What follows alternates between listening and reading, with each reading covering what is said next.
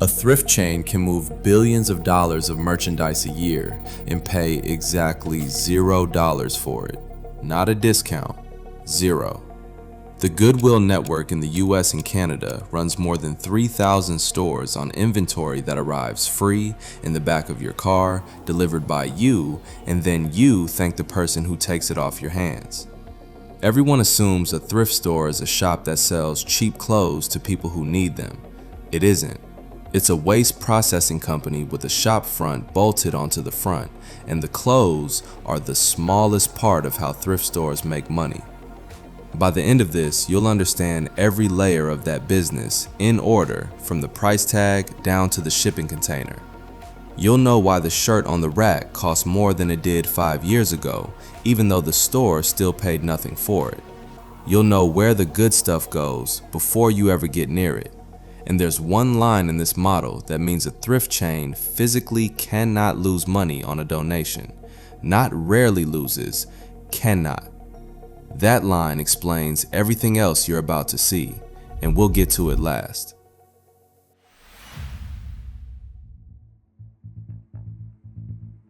Start with what free inventory does to a profit and loss statement. A supermarket hands back somewhere near 70 cents of every dollar it takes just to restock the shelves. A clothing chain wires money to factories months before it knows whether it guessed the season right. Cost of goods is the biggest line in retail and the reason most retailers die.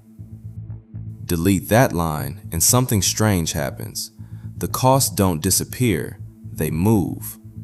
Somebody still has to receive the bag, open it, judge every item, check it for damage, price it, hang it, and put it on a floor paying commercial rent.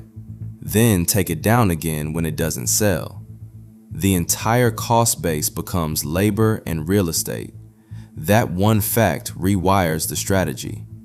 In normal retail, costs scale with the value of what you sell. An expensive coat ties up more cash than a cheap one. Here, costs scale with volume instead. A silk blouse and a stained hoodie take the same 40 seconds to sort and the same inch of rail.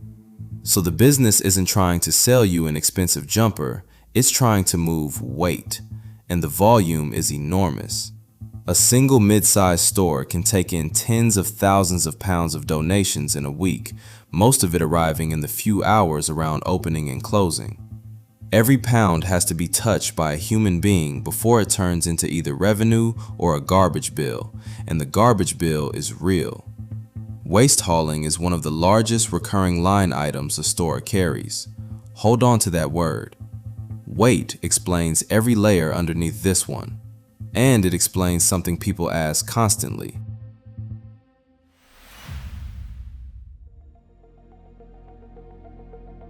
The loudest complaint about thrift stores now is that they aren't cheap. People report paying more for a used t-shirt than a new one costs at Walmart. That isn't imagination, and it isn't greed in the simple sense. It's arithmetic. If your entire cost base is wages and rent, then your prices track wages and rent. US average hourly earnings rose roughly a fifth between 2020 and 2025, and commercial rents climbed alongside them. A conventional retailer absorbs part of that in merchandise margin. A thrift store has no merchandise cost to absorb it with. Wage inflation passes straight through to the tag. Then the second pressure, the one nobody says out loud. Resale went professional. eBay, Poshmark, and Depop turned a hobby into a supply chain, and the buyers standing in the aisle at opening time are no longer customers, they're competitors, bidding against the store's own online arm. Once a store learns a jacket resells for $80, a $6 tag stops making sense to the person writing it. Here's the part that locks it in. Because there's a guaranteed buyer for unsold goods further down the chain, we'll get there, a thrift store faces almost no penalty for pricing too high. Overprice a shirt in normal retail and you eat the loss. Overprice it here and it simply falls to the next rung. The floor under this model removes the discipline that keeps prices honest everywhere else. Which raises the obvious question, Where did the genuinely good stuff go?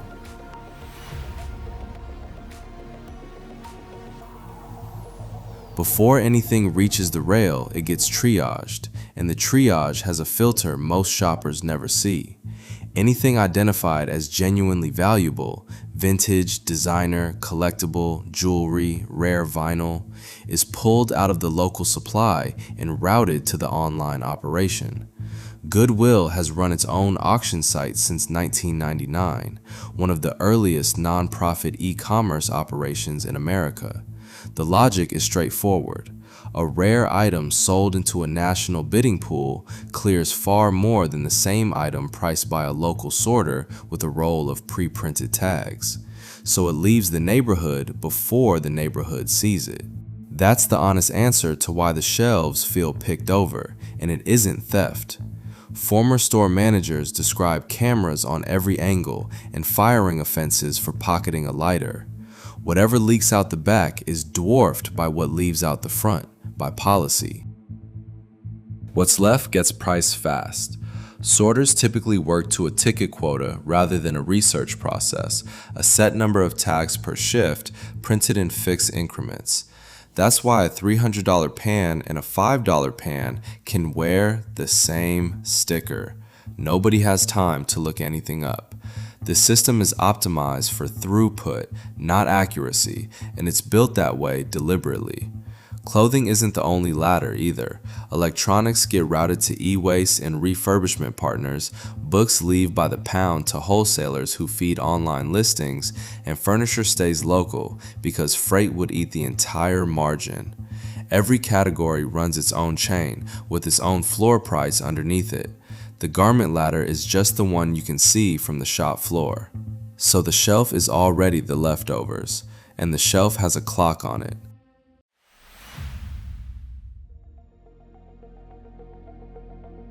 On the floor, every item gets a colored tag.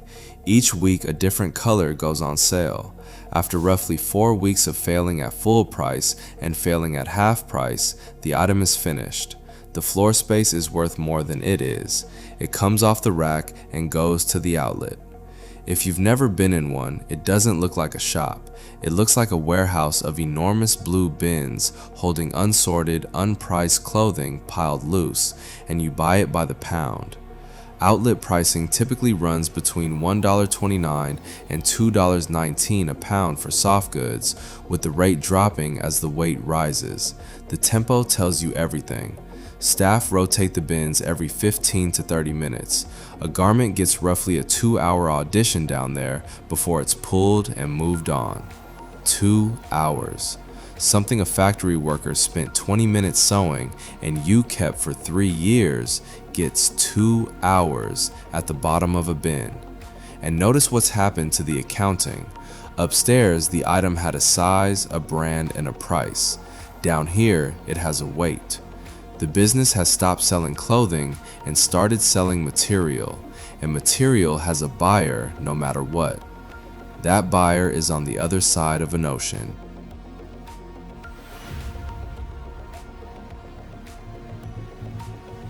What comes off the outlet floor isn't binned. It's compressed into bales, weighed, and sold to textile brokers by the ton. Estimates of how much of the donated stream exits this way run from roughly 40 to 75%, depending on whose study you read. The United States is the world's largest exporter of used clothing. A large share of it lands in West Africa. Walk into Kantamanto Market in Accra, and you're standing in one of the biggest secondhand markets on earth. Roughly 15 million garments arriving every week, with tens of thousands of traders unpicking, repairing, restyling, and reselling them. Traders buy the bales sealed, sight unseen, paying up front.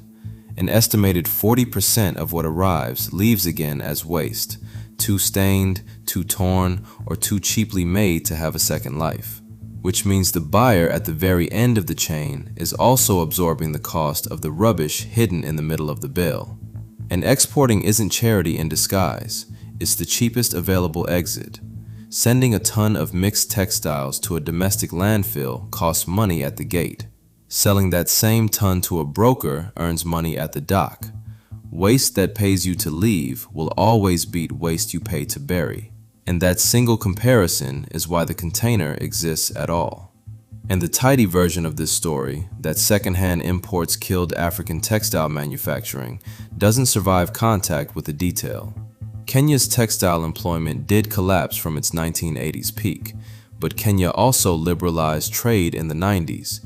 Cheap new Asian garments arrived at the same time, and the domestic cotton supply chain fell apart. Meanwhile, the secondhand trade now supports around 2 million Kenyan livelihoods, and traders fight hardest when politicians float banning it. None of that is the most profitable part of the model, though.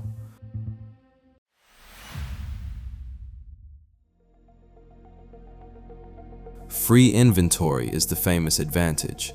It isn't the only one, and it may not even be the biggest. Subsidy 1 is the goods. Subsidy 2 is income tax. A registered charity selling donated goods is doing something the IRS treats as related to its exempt purpose, so that retail revenue generally isn't taxed the way a for-profit retailer's is. Subsidy 3 is property tax, where charitable use exemptions in many states mean the store isn't paying what an identical shop next door pays. Now the part that inverts the whole thing. Most donors believe they're getting a tax break. Since the 2017 tax law roughly doubled the standard deduction, only a small minority of American filers itemize, and the rest cannot deduct a donation at all. The receipt in your glove box is, for most people, worth precisely nothing.